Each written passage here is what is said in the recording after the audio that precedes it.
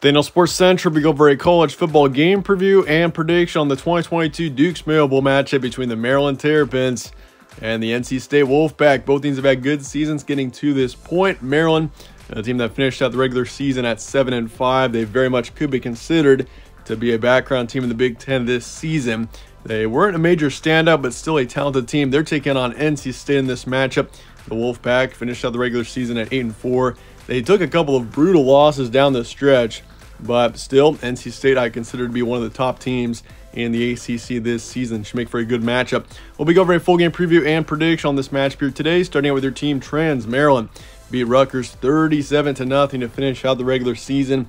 A dominant shutout win there for the Terps to finish out the regular season. 7-5 was their record. So, I mean, overall, this has been a good team this season, and as I just mentioned, they've kind of been a background team, it could say, in the Big Ten. They really haven't had any big standout wins. I mean, they competed right up next to Ohio State for a long time towards the end of the regular season. They also played it pretty close to Michigan, but they never really got a huge standout upset win. And so for Maryland, I mean, this is a team that got up to 7 wins, so they're obviously a good football team, but they never really had a huge standout win this season. But for NC State, this team, they beat North Carolina 30-27 to finish out the regular season. An impressive win there for the Wolfpack.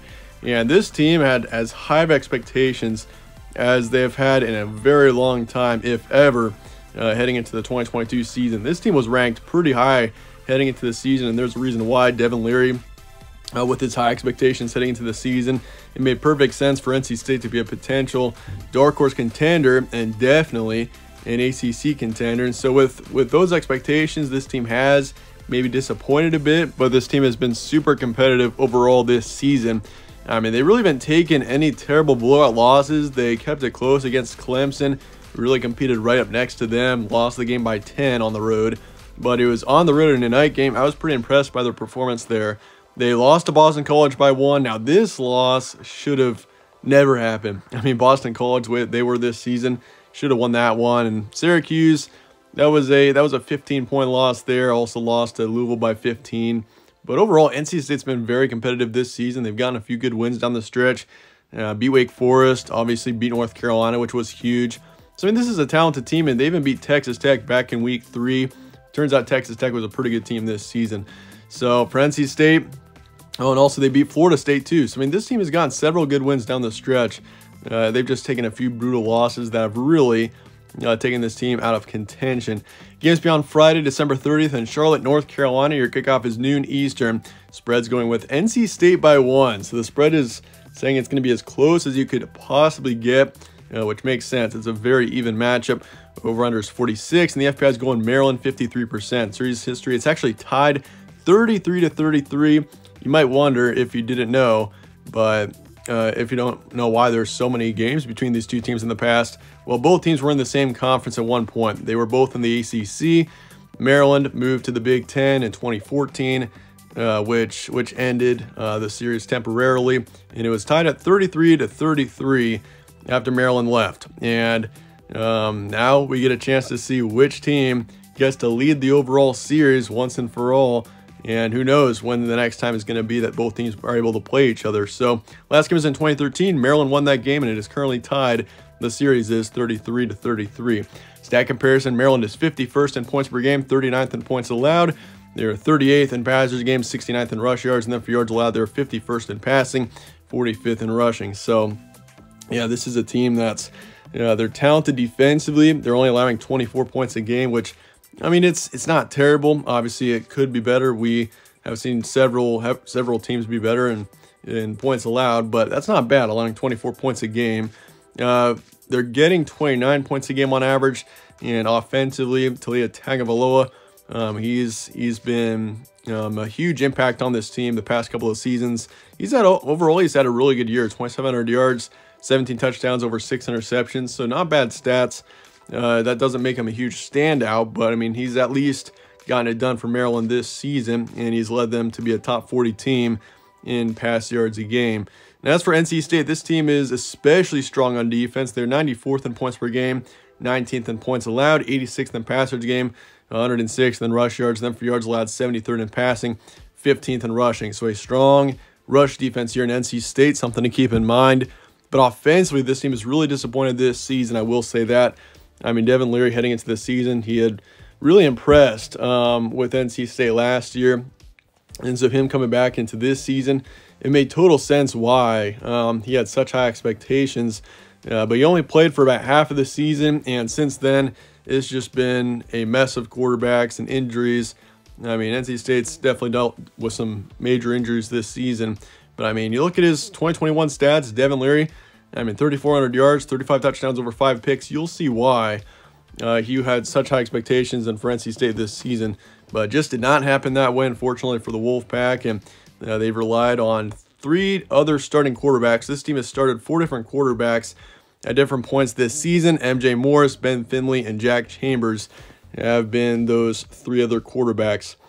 So it's been a roller coaster for NC State this season, that's for sure. But at least they've gone up to 8-4, so it hasn't been all that bad. But it looks like for this matchup, it's probably going to be Ben Finley starting. That's from what I've seen. Looks like MJ Morris did suffer an injury at some point, so they are relying on Ben Finley as of right now to be the primary starter. Recent matchups, Maryland, they beat Rutgers 37-0, lost to Ohio State 30-43. I was impressed by their performance against Ohio State. I mean, Buckeyes are a really good football team, especially on offense. Maryland was competing right up next to them for a long time. Ended up taking a loss, but I was impressed by how they kept up. But that Penn State loss, not so impressive. They got shut out 30-0 on the road. Yeah, that one was ugly.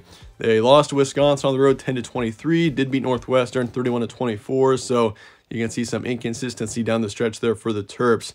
They shut out Rutgers 37-0, but they also got shut out 2 weeks prior to Penn State 30-0.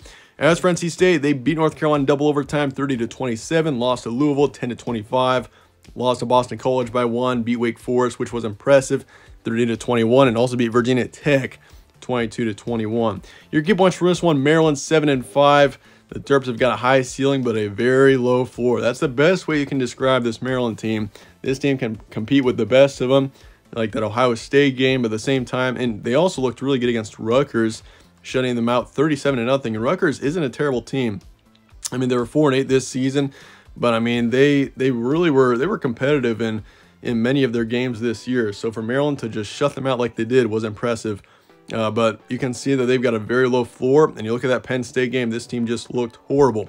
But Talia Tagovailoa, he's definitely brought success to this program, and he's a key player for this offense. But yeah, the Terps, they're inconsistent, but they can play at a high level, something to keep in mind. As for NC State, Devin Leary has transferred away, so he's not even in NC State anymore. He has transferred to Kentucky, it sounds like. So that's just how college football is nowadays. He's not even on the team. He's with Kentucky, and we're looking into their bowl game. But yeah, Devin Leary, he's gone. It looks like it's going to be Ben Finley at the quarterback position. Defensively, they're consistently strong, and they're similar to Maryland in several ways. I mean, I talked about how both teams have been a bit inconsistent down the stretch. I mean, it makes total sense. I mean, NC State being a team that really has got some tremendous talent. I mean, it maybe hasn't been the season that they had hoped for, but it's still been getting up to 8-4, and they're ranked in the top 25 heading into bowl season. This is a good opportunity for them to finish out the year on a high note. But that said, let's get to prediction here for Maryland and NC State coming up here in the Dukes Mayo Bowl. I'll be going with Maryland to win this game. 23-17 is my predicted final score. I'm going with a slight underdog here. I just think Maryland, I mean, I really was impressed by how they played to finish out the regular season. I mean, there was a turning point after they lost to Penn State 30-0, because the way they came out against Ohio State, they were extremely impressive, never quit one time. And then the next week, they shut out Rutgers 37-0. I mean, Maryland, I feel like the way this team played in their last 2 games, they're going to have a great energy in this game, and I like Maryland to win this one 23-17. I mean, NC State also is coming off of a great win. Obviously, they beat North Carolina in double overtime, so I think both teams are going to be motivated for this one. But in the end, I like Maryland. I also like the matchup.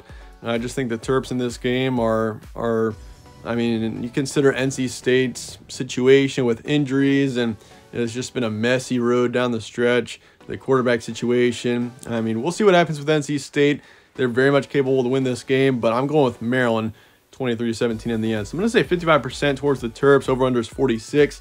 I'm going to be taking the under for this one. I mean, especially if Maryland, if you think Maryland's going to win, I'd take the under. But honestly, even on both sides, I mean, NC State's defense has been overall really good this season. So I just don't know if NC State's going to be able to score a whole lot, but their defense usually is able to keep games close. So I expect it to be close, but Maryland wins it in the end 23-17. I've got the under and the Terps covering the spread. Let me know your thoughts and comments below on this matchup, and I appreciate you guys watching as always. Stay tuned for more from All Sports Central. Catch you on the next one.